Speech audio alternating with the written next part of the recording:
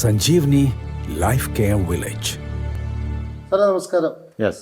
രോഗികളല്ല, പക്ഷെ എന്നാലും അവർ സമ്പൂർണ്ണ ആരോഗ്യത്തിലിരിക്കുന്നവരും അല്ല. ഞാനിവിടെ കണ്ടതനുസരിച്ചിട്ടാണെങ്കിൽ ഇപ്പോൾ വെൽനസ് ഉണ്ട്, ആയുർവേദമുണ്ട്, ജിമ്മ്, സ്വിമ്മിംഗ് പൂൾ ഇതെല്ലാം ഉണ്ട്. സഞ്ജീവനിയെ ഞാനിത് എങ്ങനെ ഒരു സെൻറ്റർ, ഒരു വെൽനസ് സെൻറ്റർ എന്നുള്ള നിലയ്ക്ക് അവരോട് ഞാൻ എങ്ങനെ പ്രസൻറ്റ് ചെയ്യുക? ലോകം നേരിടുന്ന ഏറ്റവും വലിയ ഒരു വിഷയമാണ് വാർദ്ധക്യ സഹജമായ രോഗങ്ങൾ. അതിൽ പ്രധാനപ്പെട്ടതാണ് ക്യാൻസർ എന്ന രോഗം, ദെൻ പാർക്കിൻസൺസ് എന്ന രോഗം, ദെൻ MND. ഇങ്ങനെയുള്ളതായ രോഗങ്ങളൊക്കെ തന്നെ ജോലി ചെയ്ത് ജോലിയിൽ നിന്നും വിരമിക്കപ്പെട്ടവർക്കാണ് കൂടുതൽ ഇത് കാണുന്നത്. ഈ കാണുന്നതിൻ്റെ പിന്നിലുള്ളതായ ഒരു പ്രധാനപ്പെട്ടതായ ഒരു കാര്യം, അവർ ജോലി ചെയ്തിരുന്ന കാലത്തും അവർ ജീവിച്ചിരുന്നതായ മറ്റ് പ്രായത്തിന് മുമ്പുള്ളതായ സമയത്തുള്ള അവരുടെ ജീവിത ശൈലിയിൽ വന്നിട്ടുള്ളതായ മാറ്റങ്ങൾ ശ്രദ്ധിക്കപ്പെടാത്തത് കൊണ്ടാണ് ഇങ്ങനത്തെ ഒരു രോഗത്തിന് ഇവർ അടിമയാവുന്നത്.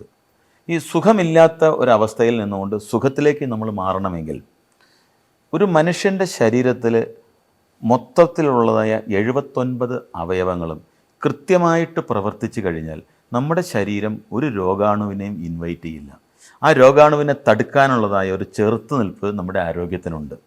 അതിന് ഉദാഹരണമായിട്ട് പറഞ്ഞാൽ, കൊറോണ എന്ന് പറഞ്ഞതായ ഒരു മഹാമാരി നമ്മുടെ ലോകത്തിനെ ഞെട്ടിച്ച ഒരു സംഭവമാണ്. ഈ കൊറോണ എന്ന് പറഞ്ഞ മഹാമാരി വന്നപ്പോൾ അതിൽ ലോകത്തുള്ളതായ 2% സ്പോർട്സ് ഫ്രട്ടേണിറ്റിയിലുള്ളതായ ആൾക്കാരെയാണ് കൊറോണ ബാധിച്ചുള്ളൂ. കൊറോണ ബാധിക്കപ്പെട്ടതായ ആൾക്കാർ ഡെയിലി എക്സർസൈസ് ചെയ്യുന്നവരാണ്, അവർ ജീവിതചര്യകൾ കൃത്യമായിട്ടുള്ളതാണ്, വെജിറ്റേറിയൻ കഴിക്കുന്നവരാണ്, ആഹാരം നിയന്ത്രിക്കുന്നവരാണ്, കൃത്യമായിട്ട് യോഗ ചെയ്യുന്നു, ആയുർവേദം ചെയ്യുന്നു, അങ്ങനെയൊക്കെ ചെയ്യുന്ന ആൾക്കാർക്കാണ് ഈ കൊറോണ കൂടുതൽ ബാധിച്ചത്. അപ്പോൾ അതിൻ്റെ അർത്ഥം നാം ചിന്തിക്കുന്ന ആരോഗ്യശൈലിയല്ല യഥാർത്ഥത്തിൽ നമുക്ക് ഭാവിക്ക് വേണ്ടത്.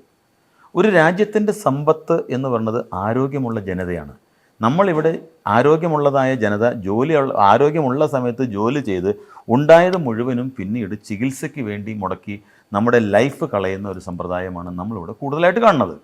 ഇതിനെ സഞ്ജീവനി എന്ന് പറഞ്ഞ പ്രസ്ഥാനം എന്തു ചെയ്യുന്നു എന്ന് വെച്ചാൽ, ഏതൊരു മഹാരോഗത്തിനും പ്രൊട്ടക്റ്റ് ചെയ്യാനായിട്ട് ശാസ്ത്രം ഒരു വിദ്യ കണ്ടുപിടിച്ചിട്ടുണ്ട്. ആ ശാസ്ത്രവിദ്യ കണ്ടുപിടിച്ച് അത് നടപ്പിലാക്കിയിട്ടുള്ള സെഗ്മെൻ്റാണ് സ്പോർട്സ്. സ്പോർട്സുകാരനെ സംബന്ധിച്ചിടത്തോളം അവൻ ഒരു മരുന്ന് കഴിച്ചു കഴിഞ്ഞാൽ അവൻ്റെ പെർഫോമൻസ് ശരിയാവില്ല. കാരണം ഏതൊരു മരുന്നിനും അതിൻ്റെ ഇഫക്റ്റിനോടൊപ്പം ഒരു സൈഡ് എഫക്റ്റ് ഉണ്ടാവും. ആ സൈഡ് എഫക്റ്റ് മൂലം അവൻ്റെ ഏതെങ്കിലും ഈ 79 അവയവങ്ങളിൽ ഒരവയവം പ്രവർത്തനക്ഷമമാവില്ല. 79 അവയവങ്ങളും കൃത്യമായിട്ട് അതിൻ്റേതായ ആവശ്യാനുസരണം പ്രവർത്തിച്ചാൽ മാത്രമേ അവന് വിജയം കൈവരിക്കാൻ പറ്റുള്ളൂ. ഒരു സ്പോർട്സുകാരൻ്റെ ലക്ഷ്യം അവൻ മത്സരിക്കുമ്പോൾ ജയിക്കുക എന്നുള്ളതാണ്. അപ്പോൾ അവൻ എങ്ങനെയാണോ ആ ആരോഗ്യം സംരക്ഷിക്കപ്പെടുന്നത്, ആ സംരക്ഷിക്കപ്പെടുന്നതിന് വേണ്ടിയിട്ടുള്ളതായ ഒരു പ്രിവെൻറ്റീവ് മെഷേഴ്സ്, മരുന്നുകളുടെ ഉപയോഗമില്ലാതെ പ്രവർത്തിക്കുന്ന ഒരു സെൻ്ററാണിത്. ഇത് ലോകത്തിൽ പല ഭാഗത്തായിട്ട് പല തരത്തിലുള്ളതായ സെഗ്മെൻറ്റുകളുണ്ട്.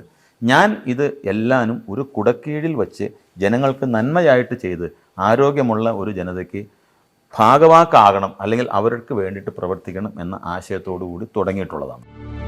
Sanjeevani life care village. Wholeness in sports, beauty and corporate wellness.